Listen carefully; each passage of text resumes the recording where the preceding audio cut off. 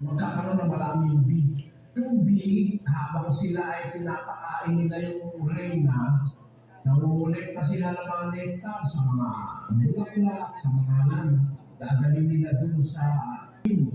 Kasi yung queen, ang pinuproteksyon na naman ng lahat ng iba pang mga bee. Kung yun ay libo-libo o kaya sobra na nga. Yung pala, para naman pala sa tao yun. Eh tama yung nasa Biblia, 4:13. Yung lasa. Sabi ng Diyos, kumain ka ng pulot, mabuti yan. Eh talagang totoo yan, sinabi ng Diyos na yan. Mabuti talaga ang pulot. Ang pulot is a complete food.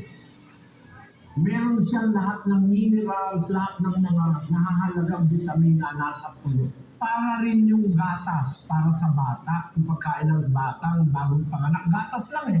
Pero lumalaki, nagkakaipin, nagkakabuhok, no? Pleto kasi ang gatas. Kaya nung ang